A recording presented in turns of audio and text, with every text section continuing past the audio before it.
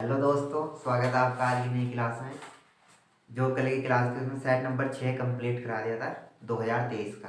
ठीक है, इसका कोड था 822 शायद DY। एक मिनट चेक कर लूँ। EB 822 EB। तो जो आज ये सेट शुरू होगा सेट नंबर 7 2023 का कोड है 822 ZZ। ठीक है, तो उसके बहुविकल्प पे स्टार्ट करेंगे आज से। पहले क्वेश्चन है बहुविकल्प खंड ए का। बहुविकल्प पे जो पेपर में आएंगे कम से कम 20 नंबर के आएंगे। तो उसका पहला क्वेश्चन है कि द्विघात समीकरण 3x² माइनस के 6x और प्लस के 4 = 0 का व्युत्क्रम कर होगा। ठीक है, व्युत्क्रम कर बताना है। इसका मतलब हमें किसकी वैल्यू बतानी, व्युत्क्रम कर वो डिनोट करेंगे डी से। ठीक है, किससे डिनोट करेंगे, डी से। और डी का फॉर्मूला है, व्युत्क्रम का फॉर्मूला होगा b² माइनस 4ac। अब इक्वेशन में से ए की वैल्यू, बी की वैल्यू, सी की वैल्यू निकाल लो। वैल्यू कैसे निकलेगी, इसकी तुलना कर लो। x² plus bx plus c बराबर 0 से तुलना तुलना करेंगे। देखो ए की वैल्यू कितनी है, यहाँ से x² की जगह तो x² है। ए की वैल्यू आई 3, तो ये बराबर हो जाएगा 3। बी की वैल्यू माइनस के 6 और सी की वैल्यू 4। सारी वैल्यू इस वाले फॉर्मूले में रख दो, तो डी बराबर हो जाएगा बी की वैल्यू माइनस के 6 का whole square minus 4 as it is रहेगा। ए की वैल्यू 3 और सी की वैल्यू 4। या डी बराबर 6 का होल स्क्वायर 36 माइनस माइनस हो जाएगा प्लस, या माइनस 4 तिया 12 और 12 तिया, ठीक है 12 चौ 48। 48 में 36 माइनस करेंगे 12 बचेंगे, दोनों में से बड़ा है 48, 48 के सामने माइनस, तो आंसर में भी माइनस, तो डी की वैल्यू आ जाएगी माइनस के 12। दूसरा क्वेश्चन है खंड गई के समीकरण 3x + 2y = 6 तथा y = 0 का हल होगा। देखो एक समीकरण दे रखी है हमें 3x + 2y = 6 और y = 0 दे रखा पहले से ही। ठीक है, तो इसका हमें हल बताना। इक्वेशन में जहाँ भी y है, y की वैल्यू कितनी दे रखी, 0 रख दो इसमें। तो इक्वेशन हो जाएगी 3x प्लस के 2 मल्टीप्लाई y के मान 0 बराबर 6, या 3x प्लस 0 2 की 0 में गुना करेंगे 0 बराबर 6, या 3x बराबर हो जाएगा 6, ये x बराबर हो जाएगा 3/6/3 और 3 से 6 काटेंगे 2 बार, तो x का मान कितना आ गया 2। ठीक है, तो जो वैल्यू निकल जाएगी x का मान 2 और y का मान 0। तो अगला क्वेश्चन है क्वेश्चन नंबर 3। यदि बिंदु ए के निर्देशांक दे रखे -4, 2 तथा बी के निर्देशांक दे रखे 5, 6 और इन्हें जोड़ने वाले जो रेखाखंड का मध्य बिंदु यानी कि बीच का पॉइंट है उसके निर्देशांक 1/8, 4 है, तो हमें ए की वैल्यू बतानी। ठीक है, यानी कि यहाँ जो ए है इसकी वैल्यू बतानी। अब देखो एक रेखाखंड है हमारे पास में, रेखाखंड है ए बी, उसका मध्य बिंदु मान लो सी, सी इसमें दे रखा। तो ए के निर्देशांक दे रखे -4, 2 2 और इसके बी के निर्देशांक दे रखे 5, 6। ए के निर्देशांक, सी के निर्देशांक है a/8 × 4। अब देखो इसमें ए की वैल्यू बतानी। अब जो पहली डिजिट है ये तो x1 है, दूसरी y1, तो वैल्यू और इधर की हो जाएगी x2 y2 और इधर हो जाएगा कैपिटल X कैपिटल Y। तो a की वैल्यू तो x के साथ है, तो मध्य बिंदु फॉर्मूला लगा देंगे मध्य बिंदु का। देखो पहले वैल्यू लिख लो, x1 की वैल्यू -4, y1 की वैल्यू 2, x2 की वैल्यू हो जाएगी 5 और y2 की वैल्यू है 6 और कैपिटल X की वैल्यू दे रखी है उसने a/8 और कैपिटल Y की वैल्यू है 4। इसके बाद में करना क्या, ए बी का मध्य बिंदु, ए बी का मध्य बिंदु, मध्य बिंदु का फॉर्मूला हो जाए कैपिटल X, कैपिटल Y बराबर x1 + x2 बटे 2 और कोमा y1 प्लस y2 बटे 2।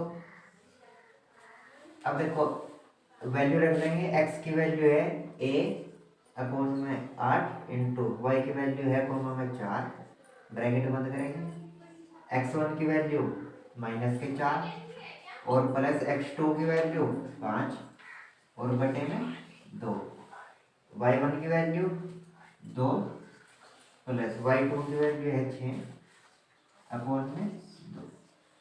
ठीक है, अब देखो मैं तो a की वैल्यू चाहिए, तो ये जो a की वैल्यू है तो x के साथ है, तो x वालों को आपस में कंपेयर कर लेंगे, यानी कि इन्हें आपस में बराबर कर लेंगे, y वालों की हमें जरूरत नहीं है। ठीक है, तो x वालों को बराबर करेंगे तो a बटे 8 बराबर किसके हो जाएगा, माइनस प्लस माइनस 4 5 में से 4 गया 1 बटे 2 के, क्रॉस मल्टीप्लाई करेंगे 2 की मल्टीप्लाई a के साथ में, इधर देख लो तो 2a बराबर 8 की मल्टीप्लाई 1 के साथ में 8 का 8, 2 गुना कर रहा है इधर जाकर भाग करेगा, यानी कि a बराबर हो जाएगा 8 बटे 2, 2 से भाग देंगे 8 को कितना आ गया 4, तो जो a की वैल्यू आ गई 4, ये हमारा आंसर।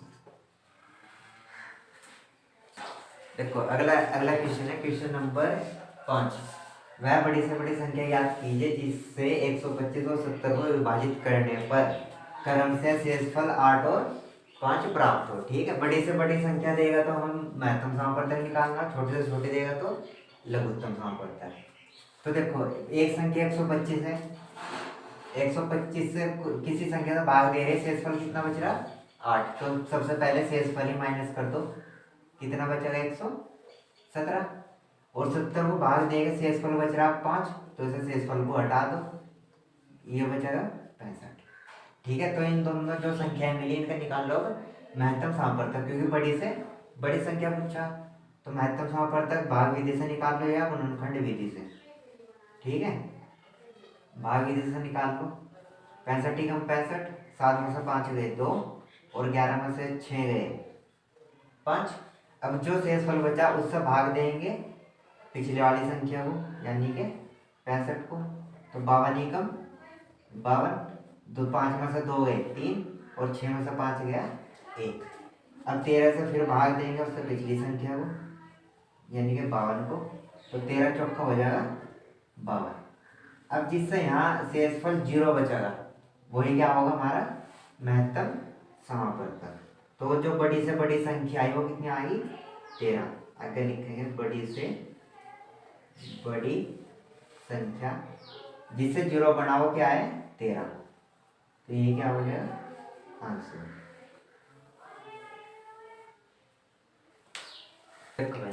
नेक्स्ट क्वेश्चन है क्वेश्चन नंबर 6। यदि समीकरण x² प्लस kx माइनस 6 बराबर 0 का एक मूल माइनस 2 है तो दूसरा मूल बताना। देखो समीकरण है द्विघात, यानी कि सबसे बड़ी घात कितनी है 2, तो द्विघात समीकरण होगी, द्विघात समीकरण होगी तो मूल भी 2 ही होंगे। ठीक है, त्रिघात समीकरण होगी तो मूल कितने होंगे 3 होंगे। एक मूल माइनस 2 दे रखा उसने, यानी कि x की वैल्यू कितनी है माइनस के 2, दूसरा मूल हमें बताना है, दूसरा मूल बताना तो इसमें k का मान बताना। ठीक है, मूल नहीं बताना, k का मान बताना है इसमें। तो एक मूल दे रखा है x बराबर 2, अब जहाँ जहाँ समीकरण में x है वहाँ क्या रखेंगे माइनस के 2 रख देंगे। अब देखो इक्वेशन है x² प्लस kx, k का मान बताना था, हम लिख दो k बराबर पर्सनवाचक चिन्ह माइनस के 6 बराबर 0, x की जगह माइनस 2 रखी है तो माइनस 2 का होल स्क्वायर प्लस के मल्टीप्लाई में माइनस के 2 माइनस 6 बराबर 0, 2 का स्क्वायर करेंगे 4, माइनस माइनस हो जाएगा plus, plus minus minus 2k और भाई माइनस का 6 बराबर 0, माइनस के 6 प्लस के 4, 6 में से 4 गए माइनस के बचेगा 2, तो माइनस के 2k तो माइनस का 2 बराबर 0, माइनस का 2k इधर आके प्लस का 2k तो माइनस के 2 बराबर हो जाएगा 2k, और जो 2 है ये मल्टीप्लाई कर रहा है इधर आके डिवाइड करेगा तो 2/2 बराबर किसके k के, और 2 से 2 कटेगा तो k का मान आ जाएगा -1। नंबर 8 यदि साइन थीटा बराबर दे रखा कोस थीटा के, जहाँ 0 डिग्री, देखो इसका मतलब है कि जो थीटा हम यहाँ से निकाल लेंगे वो 0 से तो बड़ा होना चाहिए, 0 डिग्री के बराबर होना चाहिए, या 90 डिग्री के बराबर होना चाहिए, 90 डिग्री से छोटा होना चाहिए, यानी कि 0 के 90 के बीच की वैल्यू होनी चाहिए, जो यहाँ से हम थीटा निकाल लेंगे। ठीक है, बस इसका जो काम है और कुछ नहीं। तो थीटा का यहाँ मान बताना। अब देखो साइन थीटा बराबर हो कोस 90 माइनस थीटा, तो इक्वेशन में जहाँ साइन थीटा वहाँ क्या रख देंगे हम कोस 90 माइनस थीटा, क्योंकि दोनों बराबर है आपस में। तो देखो साइन थीटा की जगह क्या लिखेंगे कोस 90 माइनस थीटा, और बराबर किसके है यो कोस थीटा, जो का तो रहेगा कोस से कोस कैंसिल, तो 90 माइनस थीटा बराबर हो जाएगा थीटा के माइनस का थीटा इधर आके प्लस का थीटा हो जाएगा, यानी कि थीटा प्लस थीटा, ये 90 बराबर हो जाएगा 2 थीटा। अब 2 से 90 को काटेंगे 45 बार, तो थीटा की वैल्यू कितनी आएगी 45 डिग्री। अब देखो 45 डिग्री 0 से तो बड़ा लेकिन 90 से छोटे है, तो आंसर हमारा बिल्कुल सही होगा। ठीक है, 9वां क्वेश्चन है कि यदि 144 के अभाज्य गुणनखंडों के घातों का योगफल होगा। ठीक है, तो 144 के ऐसे अभाज्य गुणनखंड करने हैं हमें सबसे पहले, और उसकी फिर घात का जो भी घात है उन्हें जोड़ना, वही आंसर होगा। पिछले 3 से 4 सेट में पूछ लिया है सवाल ये, तो बहुत इंपॉर्टेंट है, 1 नंबर में आएगा, इस पर डाल लो मोस्ट इम्पोर्टेंट। अब देखो सवाल बहुत छोटा सा है, 144 के अभाज्य गुणनखंड करने, अभाज्य गुणनखंड कर लो, 2 सत्ते 14, 2 दूनी 4, 2 तिया 6 और 2 छठी 12, 2 एकम 2, 2 अट्ठे 16, 2 निम 18, 3 तिया 9 और 3 एकम 3। अब देखो 2 कितनी बार है 4 बार है, यानी कि 2 की पावर कितनी हो जाएगी 4, मल्टीप्लाई 3 2 बार है, तो 3 की पावर कितनी हो जाएगी 2। जो नीचे लिखा रहेगा वो है आधार, यानी कि बेस, और जो ऊपर लिखा हो उसे बोल रहे हम घात, इंग्लिश में बोल लेंगे पावर। ठीक है, तो हमें घात का योग बताना, इन दोनों का योग बताना। तो 4 + 2, 4 + 2 बराबर 6, ये हमारा आंसर। ठीक है, देखो भाई आज की क्लास का आखिरी क्वेश्चन है, क्वेश्चन नंबर 10। बिंदु -3,5 की y एक्स दूरी बतानी। देखो 2 x हो गए, एक x x एक y x। अगर y x से पूछे तो जो x के स्थान पे होगा वही आंसर होगा। ठीक है, अगर x x से पूछेंगे तो जो y के स्थान पे वैल्यू होगी वो आंसर होगा। फिलहाल y x से पूछा तो जो x x के स्थान पे है -3, वही हमारा आंसर होगा। ठीक है, यार आंसर कैसा होगा, अब देखो एक x x हो एक y x, इधर सारी डिजिट जो भी होगी वो प्लस की होगी, और इधर सारी डिजिट माइनस की, नीचे y x पे सारी डिजिट माइनस की और ऊपर सारी डिजिट प्लस की।